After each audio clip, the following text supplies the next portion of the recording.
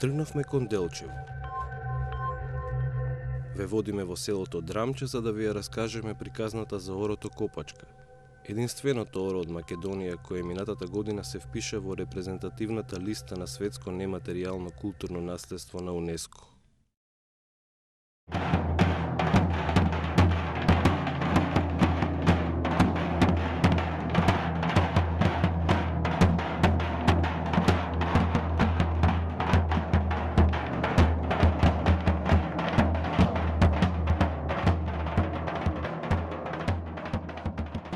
Патувајќи кон пијанечкиот крај, цело време во глава како да го слушавме звукот на тапаните на кои се игра копачката.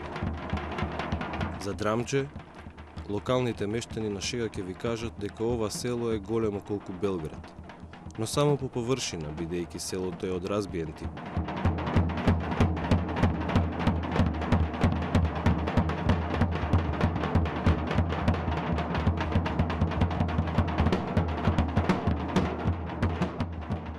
Наш домакин е Димитар Узунски, пензиониран наставник по музичко, родом од Работивиште, но половина век бил наставник во Драмче. Тој е собирач на народниот фолклор и еден од најзаслужните за ова признание од УНЕСКО. Димитар е и автор на монографијата за Димитрија Станоевски, попознат како Дедо Митко, легендата на орото Копачка кој последен пат го заводел орото на своји 92 години. Во негова чест, од наодамна постои спомен соба во неговата родна куќа. Пред да пристигнете до гумното каде што честопати се виела копачката, попат ќе ве пресретнат мислите на Дедо Митко, посветени на ова најпознато оро од овој крај. Кога стигнавме не пречека Симеон, синот на Дедо Митко. Тој сега ги пречекува намерните и случајните минувачи и раскажува приказната за копачката и за својот татко. Токму на свадбата на Симеон во 1960 година, Димитар за прв пат ја почувствувал фасцинацијата од орото Копачка. Кога почна да доаѓаат свадбарите и да се формира свадбата, се направи едно убаво оро во која Дедо Митко, свекорот, заедно со неговите браќа и уште неколкумина го заведоа орото Копачка. Јас се зачудив на нивното играње, на нивната умешност, да играат онака како што тапанџијата го менува својот ритам. И побарав на Дедо Митко да закажеме една средба со старите членови на фолклорната група која била формирана 1948 година и да ни дојдат на свадбата, да се сретнеме на свадбата во Димовска мала. Сите дојдоа и тогаш се заведе, се фатија стварно вистинските играорци и кога го почнаа тој нивен чуден орски вес, тоа остави кај мене длабоки траги и јас си реков, ете, наставниче, за тоа треба да се живее.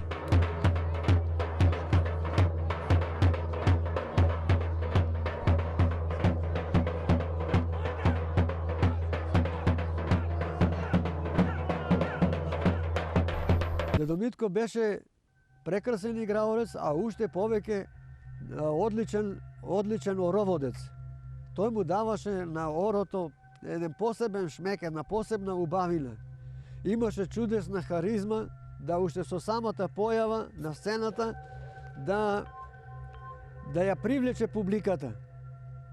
Него го сакаа сите фолклористи кои имале можност да го видат. Многу често го фотографираа. Младите се фотографираа со него.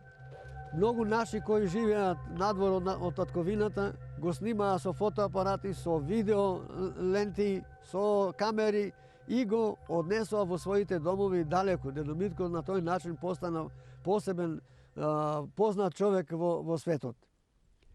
Можам да речам дека секој пат настојував кога некаде ќе одиме да го обезбедам Дедо Митко и прво ќе дојдев тука во Белчанска мала и ќе му кажев Дедо Митко вака и вака е работата. Па ќе идеме, одамна не сме били да истресеме по турите, да истресеме по некоја баа, да видат. И тој го сакаше орот, ја сакаше копачката. И секој пат зборуваше дека многу сакаат да ја играат копачката, ама секој не може да ја игра. За да ја играш копачката, треба да си роден за неја. И негова беше последна желба да и кога ќе умрам, пак би сакал да можам да ги слушнам тапаните и да ја заиграм копачката. Така на неговиот погреб ние се фативме, членовите на копачката се фативме облечени во народна носија, а кога неговото тело се спушташе во гробот, удрија двата тапани во ритмот на копачката.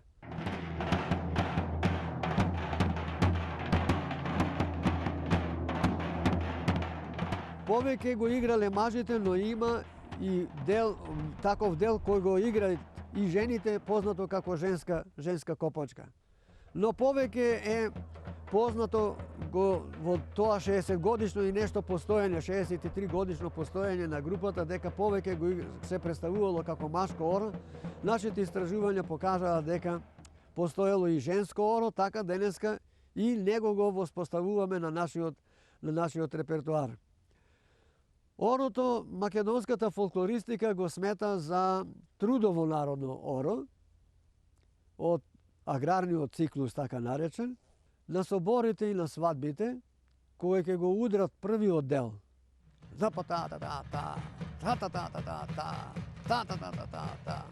почнува орото да се формира.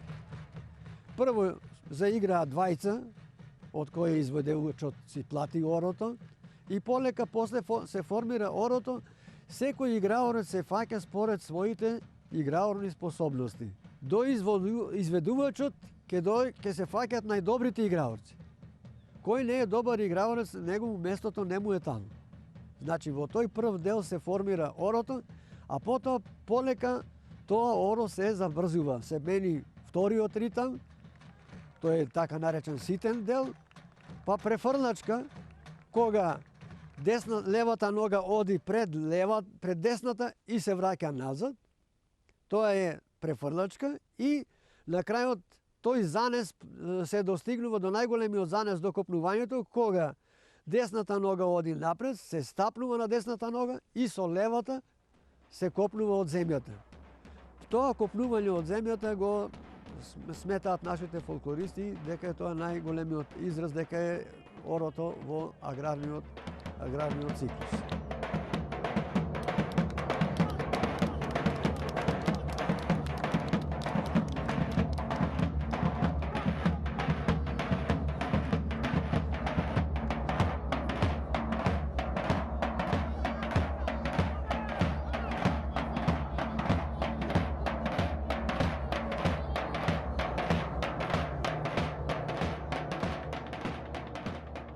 За да влезе во УНЕСКО треба орото да биде живо. Орото да се игра. Не само да го играат културно-уметнички друштва, туку и народот да го игра. А токму така копачката се игра кај нас во целиот пијанечки крај, и во делот на Каменица, и во нашиот Делчевски крај. Што тоа е најголемото нешто што се бара од УНЕСКО, значи орото да е живо. Да не е умрено орото, па сега ние да го соживаме или да биде само на сцената, па да го враќаме сега меѓу народот.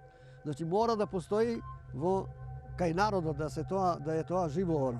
Влезот на орото копачка во УНЕСКО е најголемиот дострел не само на пијанечкиот фолклор, туку најголемиот дострел на македонскиот фолклор. Тоа би значило дека ние се искачивме на една најголема висина, од каде што орото копачка треба да зрачи. А мислам дека има и други наши народни ора македонски, што треба да бидат заштитени и да влезат по патот, да одврват по патот на копачката до УНЕСКО. Кога се облечеш во народна носија, во нашата народна носија, таа те враќа веќе назад, не си тој што си. Така и дедо Митко често пати го наблюдував, кога се он облекуваше, како да целиот се мени, ја мени бојата на својата кожа, изразот на лицето. И не е тоа дедо Митко што е бил пред тоа, тоа е дедо Митко во минатото наназад. Јас се обидов да поттикнам o создавање, односно формирање на негова спомен соба за неговата игра, како еден документ да остане за трајно за идните генерации, да можат да посетуваат и да се запознаат со најдобриот македонски ороводец на Копачката. Се погриживме да ја комплетираме неговата носија. Ова му е носијата со која дедо Митко 60 години учествуваше на бројни настапи во татковината, па и надвор од неа. Дедо Митко беше и големи симпатии имаше и кај луѓето кои го негуваа нашиот фолклор, а беа од страна, како јапонците кои пројавува голем интерес. Таа една група на јапонци од 3-14 души дојдоа и во Драмче да видат каде живее дедо Митко и како играат драмчани, автентично играта копачка.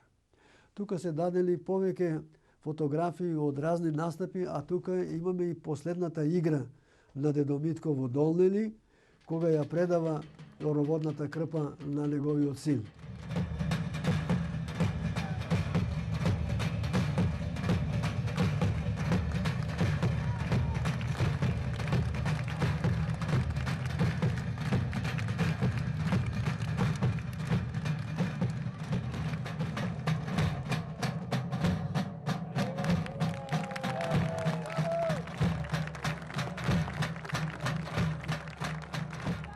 Тука е неговото семејство, керката и синот со сопругата. А долу на прозорите ги ставивме неговите лични документи. Позади се наоѓаат написи, карактеристични написи од весници и списанија. Почнувајќи од нашите весници и списанија до весници и списанија излезени во списанието што излезе по повод 750 годишнината на градот Берлин. Сам се обиде, овој дел е негов. Сакавме да го сочуваме автентично, како што тој ги беше уремил фотографиите, само што малку е поубаво наместено, подотерано. Обележени се сите фотографии, секоја што кажува, кој број има. Дедо Митко беше мајстор на повеќе занаети, да речеме дзидар, трионџија. Сам мораше, гледате, тоа е осамено, мора да биде, да знае од повеќе работи, повеќе занаети да се одбира за да може да преживее. Страсен рибар, тоа е неговото серкме со кој лови риби.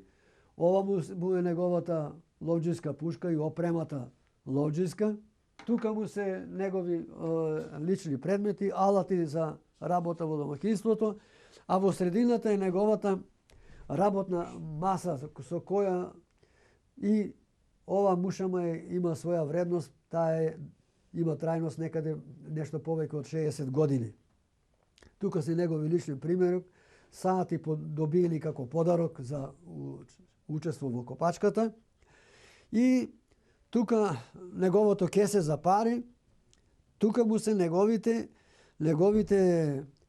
зборови што треба да ги каже при одредени бајања. Беше бајач, ова му е предмет со кој го тоа извршувал. И на крајот завршуваме со последната снимка на фотографија на дедо Митко и по посетата моја кај него и конкретно местото неговиот гроб во гробиштето во Делчево. Со ова мислам дека направивме еден добар гест и камо среќа вакви работи да има уште повеќе.